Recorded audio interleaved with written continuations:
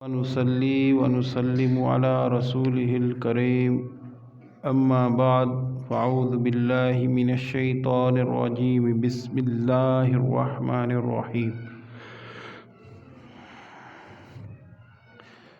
سبحان الذي أسرى بعبده ليلا من المسجد الحرام إلى المسجد الأقصى الذي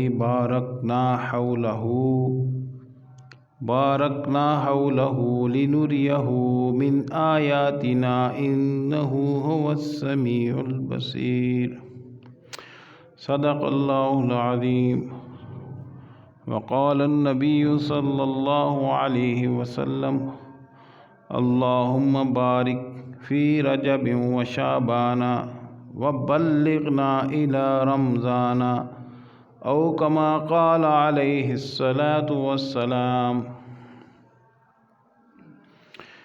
گزشتہ جمعہ رجب کے حوالے سے، اس کے فضائل کے حوالے سے کچھ باتیں آپ کے گوش گزار کرنے کی کوشش کی۔ مقتور بر یہ میں نے قرآن پاک کی ایک آیت پڑھی، 15واں پارہ یہاں سے شروع ہو رہا ہے کہ اللہ رب العزت کی ذات نے کہا کہ سبحان الذی اسری بعبدہ لیلا من المسجد الحرام الی المسجد الاقصی، کہ اللہ رب العزت کی ذات جو ہے وہ بہت ہی بابرکت اور وہ پاک ہے، ٹھیک ہے، عظمت والی تقدیس والی ذات ہے۔ سبحان الذی، پاک ہے وہ ذات، اسری بعبدہ، جو لے گئی اپنے بندے کو، لیلن، یہ رات کے حصے کو، لیلن نکرا، من المسجد الحرام، مسجد حرام سے لے کر گئی، الی المسجد الاقصی، مسجد اقصی تک۔ اس میں اللہ رب العزت کی ذات نے نبی کریم رؤوف الرحیم صلی اللہ علیہ وسلم کی ذات کو جو معراج نصیب ہوا وہ رجب کے مہینے میں ہوا۔ کس تاریخ کو ہوا اس میں تو اختلاف ہے، لیکن رجب کا مہینہ جو ہے اس پہ اتفاق ہے۔ تو آپ صلی اللہ علیہ وسلم جب گئے تو پہلے جبرائیل علیہ السلام آئے، انہوں نے آپ صلی اللہ علیہ وسلم کا سینہ چاک کر کے آپ کے دل کو آب زمزم کے ساتھ دھویا، 2 بار 3 بار، پھر اس میں نور بھرا، نور بھرنے کے بعد پھر براق آئی، براق برق سے ہے، یعنی بجلی کی طرح تیز سواری تھی، جیسے بجلی جو ہے چمکتی ہے آسمان پر، تو 1 سیکنڈ میں ہی، 1 سیکنڈ سے پہلے بھی آپ بٹن دباتے ہیں تو وہ اس کی کتنی رفتار ہوتی ہے، سیکنڈ سے بھی پہلے وہ پہنچ جاتی ہے۔ اب منگلا ڈیم میں یہاں اگر بجلی یہاں سے پنڈی میں جا رہی ہے، کراچی میں جا رہی ہے، تو یہاں سے بٹن آن کریں گے تو سیکنڈ میں راول پنڈی میں بجلی ہوگی، سیکنڈ سے بھی پہلے۔ تو براق برق سے ہے، یعنی بجلی کی تیزی والی سواری، براق بہت زیادہ بجلی، یعنی مبالغے کا صیغہ، یعنی بہت زیادہ تیز، ایک تو بجلی والی ہے، دوسرا مبالغے کے ساتھ، یعنی بجلی سے بھی زیادہ اس میں تیزی تھی۔ اس سواری پہ آپ صلی اللہ علیہ وسلم کو بٹھا کے جبریل علیہ السلام لے گئے، تو جب آپ صلی اللہ علیہ وسلم براق پہ بیٹھنے لگے تو وہ تھوڑی سی، اس نے اپنے آپ کو جیسے بدکتا ہے گھوڑا، ایک اس کا سٹائل ہوتا ہے، تو ایسے کرنے لگی، تو جبریل نے کہا کہ یہ پتہ ہے تجھے تیرے پر کون بیٹھنے لگا ہے؟ یہ سارے نبیوں کا سردار ہے۔ تو وہ فوراً اسی وقت جو ہے وہ کھڑی ہو گئی۔ تو آپ صلی اللہ علیہ وسلم اس پہ بیٹھ کے جب گئے تو سب سے پہلے کہاں گئے؟ مسجد اقصی میں گئے، وہاں آپ نے 2 نفل پڑھے، اور جب وہاں سے آپ صلی اللہ علیہ وسلم اوپر جانے لگے، یعنی بیت المقدس میں جانے کے بعد اللہ رب العزت کی طرف جب آپ کا سفر شروع ہوا تو آپ صلی اللہ علیہ وسلم کو ایک عجیب و غریب خوشبو آئی جو بہت ہی پیاری خوشبو تھی۔ تو آپ نے کہا جبرائیل یہ خوشبو کہاں سے آ رہی ہے؟ اتنی پیاری خوشبو، اتنی پیاری مہک کہاں سے آ رہی ہے؟ تو جبریل علیہ السلام نے کہا یہ فرعون کی باندی مشاطہ، اس کی ہڈیاں اور اس کی بیٹیوں کی ہڈیاں ہیں، وہ اس جگہ پر دفنائی ہوئی ہیں، تو وہاں سے خوشبو آ رہی ہے۔ سبحان اللہ۔ تو یہ باندی کون تھی؟ یہ مشاطہ تھی۔ مشاطہ مشتن کنگھی کو کہتے ہیں، یعنی فرعون کی بیٹیوں کی، اس کے گھر والوں کی یہ کنگھی کیا کرتی تھی۔ تو اس کی بیٹی کی یہ کنگھی کر رہی ہے، اس کے ہاتھ سے کنگا گرا تو اس نے کہا سبحان اللہ، اللہ کا نام لیا، کوئی تسبیح بیان کی، اللہ اکبر، تو پھر کنگھی اٹھائی تو اس نے کہا کہ تو میرے باپ کو رب نہیں مانتی، کسی اور کو رب مانتی، یہ کون ہے جس کا تم نے نام لیا؟ اس نے کہا جی میں نے جس کا نام لیا ہے یہ تیرے رب کا بھی، تیرے باپ کا بھی رب ہے، موسیٰ علیہ السلام کا بھی، فرعون کا بھی، موسیٰ کا بھی، ہارون کا بھی، سب کا خدا ہے، سب کا رب ہے، سب کو پالنے والا ہے، میں نے اس کا نام لیا ہے۔ اس نے کہا اچھا۔ اس نے جا کے اپنے باپ کو بتایا، فرعون کو، تو فرعون نے اس کو بلایا، اس کو کہا کہ تو میرے علاوہ کسی اور کو خدا مانتی ہے، کسی اور کو اللہ مانتی ہے، کسی اور کو رب مانتی ہے؟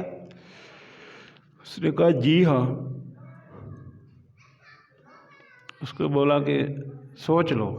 اس کی 2 بیٹیاں تھیں، ایک دودھ پینے والی تھی، ایک تھوڑی سی بڑی تھی۔ تو بادشاہ تھا، اس نے بہت بڑا کڑا منگوایا اور اس کے نیچے کیا کیا، آگ لگائی۔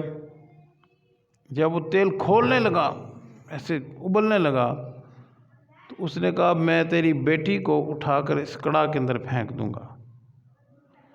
اس نے کہا جی بے شک پھینک دو، میں تو موسیٰ اور ہارون اور تیرا بھی، جو تیرا بھی رب ہے، وہ فرعون کو پتا تھا وہ خدا بنا ہوا تھا، اور باقی بھی نمرود نے بھی اپنے آپ کو خدا بولا، لیکن یہ کہتا تھا انا ربکم الاعلیٰ، میں سب سے بڑا اعلیٰ قسم کا رب ہوں، عام قسم کا رب نہیں ہوں۔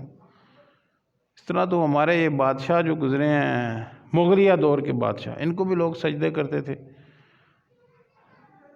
ان کو بھی آگے لوگ سجدہ کرتے تھے، اسی لیے تو 850 سال تو ان کی حکومت رہی ہے مسلمانوں کی، کیا کچھ بھی نہیں ہے، دین اسلام کا کوئی کام نہیں کیا، تو یہ ان کو بھی لوگ آگے سجدے کیا کرتے تھے۔ ابھی بھی آپ ملتان کی طرف چلے جاؤ تو وہاں پیروں کو آگے لوگ ایسے سجدے کرتے ہیں۔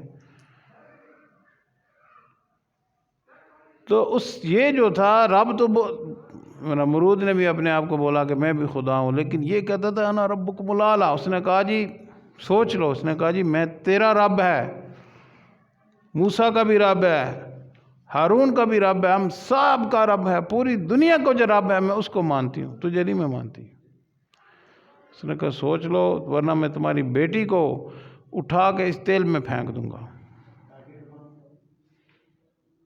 جو ظالم لوگ ہوتے ہیں ان کو کسی چیز کا کوئی ڈر نہیں ہوتا، اللہ پھر ان کو ایک ہی بار پکڑتا ہے۔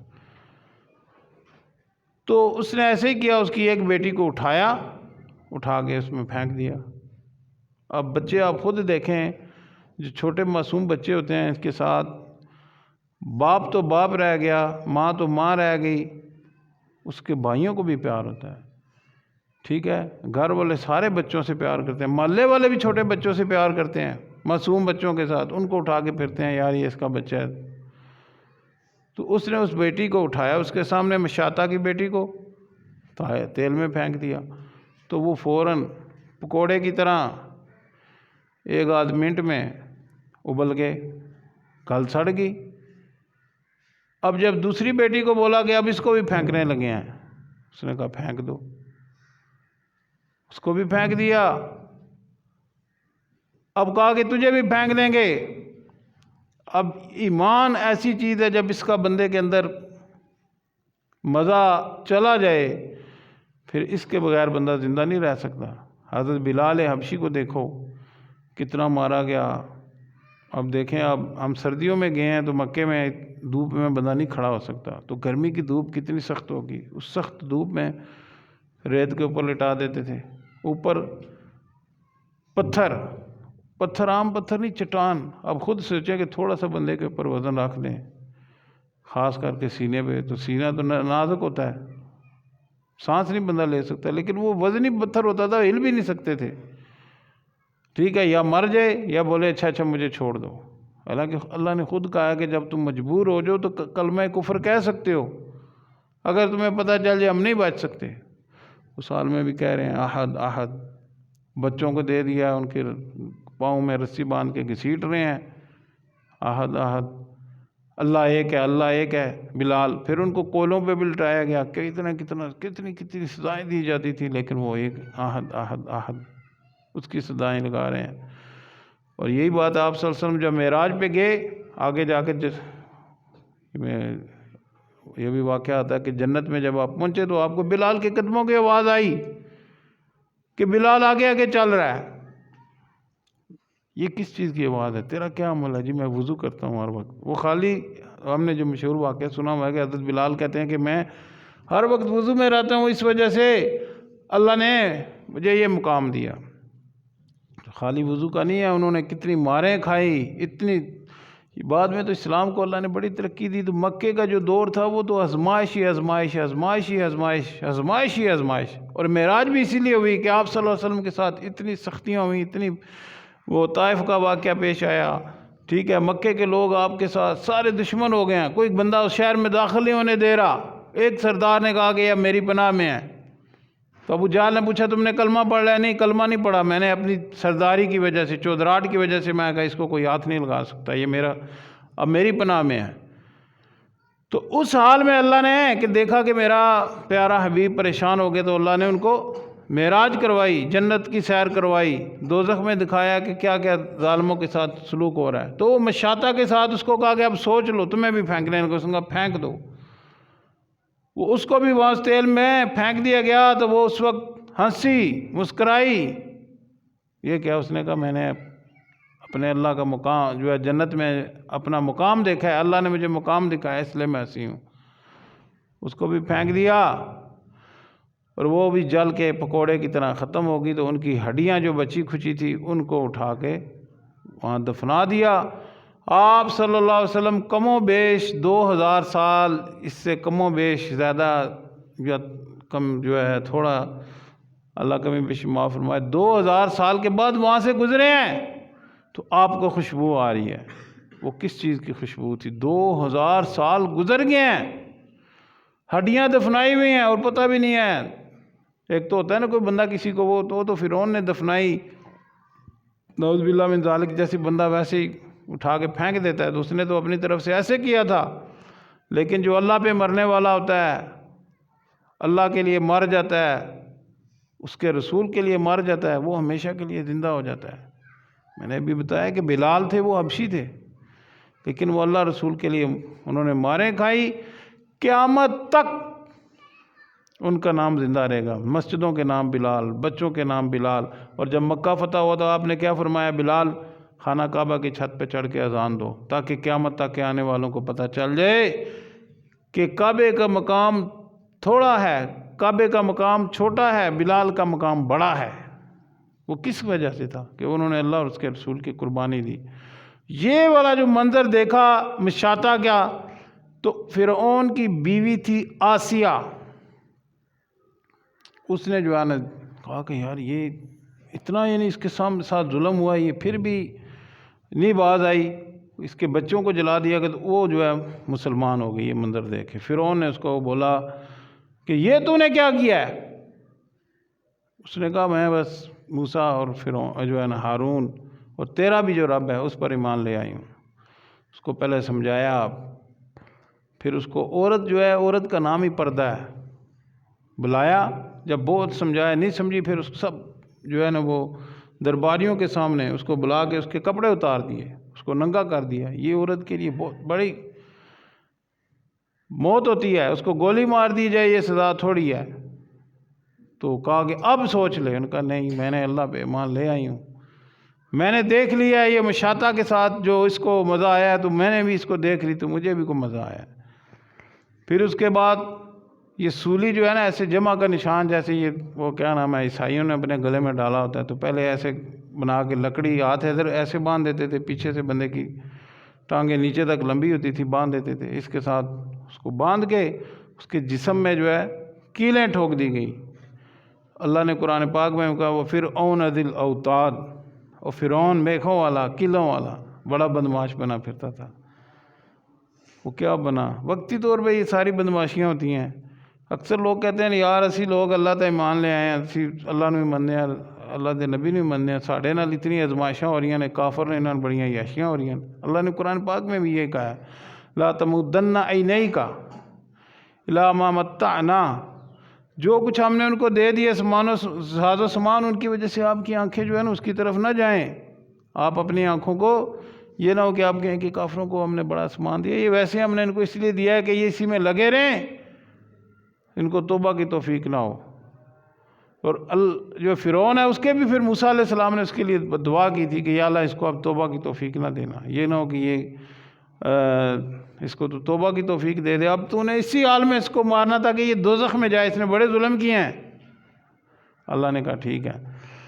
تو کہنے کا مقصد اس کی بیوی بھی جو ہے فرعون کی آسیہ مسلمان ہوگی، اس کے جو ہے جسم میں کیلیں ٹھونکی گئی۔ آپ سوچیں کہ ایک سوئی جب ہم ڈاکٹر کے پاس جاتے ہیں بالکل باریک سی ہوتی ہے اور اس کی بڑی دھار ہوتی ہے، یعنی پتہ نہیں چلتا جب وہ بندے کے جسم کے اندر جاتی ہے، اس کے ایسے طریقے سے اس کا وہ کاٹی ہوئی ہوتی ہے کہ بندے کو پتہ نہ چلے، لیکن پھر بھی ہم کو کتنی تکلیف ہوتی ہے، چھوٹی سی سوئی ہوتی ہے۔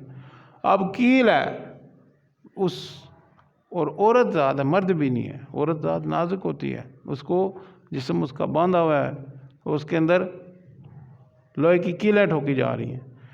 کہ اب سوچ لو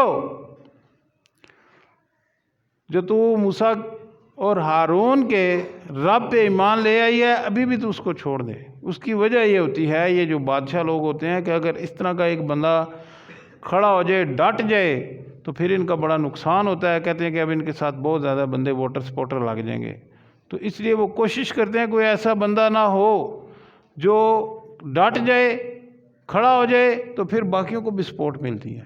تو اس کو ڈرا رہے تھے، پہلے اس کے ساتھ اس کے کپڑے اتارے، اور اس کی بیوی ہے فرعون کی، پھر اس کے جسم میں زندہ کے کیلیں ٹھوکی جا رہی ہیں، اب چھوڑ دو اب چھوڑ دو، اس کے جسم کو کاٹا جا رہا ہے۔ آخر میں جب ان کے ساتھ انتہائی ظلم و ستم ہو رہا ہے تو انہوں نے پھر قرآن پاک میں نے ذکر بھی کیا ہے ربی ببنی اندکا، ایسے ہی ہے نا، اندکا آگے کیا بیتن، اللہ میرے لیے اپنے پاس جو ہے تو جو ہے گھر بنا دے۔ تو اللہ نے اسی وقت انتہائی تکلیف کے عالم میں تھی۔ آپ سوچیں، میں نے کہا کہ ہمیں چھوٹی سی انجیکشن لگواتے ہیں، اس کی سرنج کا چھوٹا سا وہ جو آگے سرنج ہوتی ہے، جب ہم ٹیکہ لگواتے ہیں تو ہمیں کتنی تکلیف ہوتی ہے، ان کی جسم میں سارے جسم میں کیلیں لگی ہوئی ہیں۔ تو جب اللہ نے ان کو جنت میں ان کا گھر دکھایا تو انہوں نے مسکرانا شروع کر دیا، ہنسنا شروع کر دیا۔ اب یہ ایسے بدبخت لوگ ہوتے ہیں، ایسے بدبخت لوگ ہوتے ہیں کہ بجائے اس کے کہ ان کو حیا آ جائے کہ اس کو دیکھ کر عبرت حاصل کریں، ایمان ان کو پتہ ہوتا ہے، لیکن دوسروں کو بتانے کے لیے فوراً ایسی بات کر دیتے ہیں کہ وہ بندے ہٹ جاتے ہیں، کہتے ہیں اس کا دماغ پاگل ہو گیا اس لیے ہنس رہی ہے۔ بجائے اس کے بندہ کہے کہ اتنے دنوں سے اس کو بھوکا رکھا ہوا ہے، اتنے دنوں سے اس کو باندھا ہوا ہے، اس کے ہاتھ باندھے ہوئے ہیں، اس کی ٹانگیں باندھی ہوئی ہیں، اس کو سولی پہ لٹکایا ہوا ہے زندہ کو، اس کے سارے جسم میں کیلیں ٹھوک دی ہیں، وہ یہ پھر بھی مسکرا رہی ہے، تو ہم یار اس سے عبرت حاصل کریں، لیکن نہیں، یہ بدبخت لوگ ہوتے ہیں، ان کے جسم پہ جو ہے مہریں لگ چکی ہوتی ہیں۔ جیسے جادوگروں نے کہا کہ ہم موسیٰ اور ہارون کا جو ہے رب ہے اس پر ایمان لے ہیں، تو وہ کیا کہتا ہے اچھا تم پہلے ہی ملے ہوئے تھے، میری اجازت کے بغیر ہی تم اس موسیٰ پر ایمان لے آئے۔ ان کا جی جو تو ہو سکتا ہے تو کر لے۔ تو اس نے کتنا ظلم کیا، زندہ جادوگر تھے، ایک جو ہے اس نے سیدھی ٹانگ کاٹی، الٹا ہاتھ کاٹا، اور کاٹ کے اس کے بعد سولیوں پہ لٹکایا۔ اس نے پھر بھی انہوں نے کہا جو مرضی کر لے، اب ہم جو ہے حق کو دیکھ چکے ہیں، سچائی کو دیکھ چکے ہیں، یہ موسیٰ جو ہے یہ جادوگر نہیں ہے، ہم اس کو جادوگر سمجھ رہے تھے، اگر یہ جادوگر ہوتا ہے یہ ہماری فیلڈ ہے، ہمارا فن ہے، ہمیں پتہ چل گیا یہ جادوگر نہیں ہے، یہ اللہ کا رسول ہے، پیغمبر ہے۔ تو فرعون کی جو بیوی آسیہ تھی، اللہ نے اس کو، جب اس نے یہ دعا کی اللہ اپنے پاس مجھے گھر بنا دے، جنت میں گھر بنا، اللہ نے ان کو اسی وقت گھر دکھایا اور وہ اللہ کو پیاری ہوگی، تو اللہ نے کتنا بڑا مقام دکھایا۔ تو آپ صلی اللہ علیہ وسلم نے فرمایا ختیجہ جب تو جنت میں جائے گی تو اپنی سوکن کو سلام دینا۔ کہا یا رسول اللہ میں تو پہلی آپ کی بیوی ہوں، سوکن کون ہے؟ ان کا آسیہ جو فرعون کی بیوی تھی، اللہ نے ان کو کتنا بڑا مقام دیا کہ وہ جنت میں آپ صلی اللہ علیہ وسلم کی جو ساری دنیا کے بڑے، سارے رسولوں کے، سارے پیغمبروں کے سردار، جن کی وجہ سے یہ دنیا بنی، اس کی وہ بیوی ہوں گی۔ تو یہ کس کی وجہ سے؟ قربانی کی وجہ سے۔ تو ایمان ایسی دولت ہے، ایسی چیز ہے جب بندے کے دل میں آ جاتی ہے، اس کے بعد دنیا کی کوئی بھی دولت، کوئی بھی طاقت، کوئی بھی پیسہ اس کو اس سے نہیں ہٹا سکتا۔ اللہ رب العزت کی ذات مجھے اور آپ کو ایمان کی سچی حلاوت، سچی محبت نصیب فرمائے۔ آپ صلی اللہ علیہ وسلم کی سچی محبت، سچی اتباع، صحابہ اکرام، اہل بیت رضوان اللہ تعالی علیہم اجمعین، ان سب کی محبت میں نصیب فرمائے۔ آمین۔ آخر دعوانا الحمدللہ۔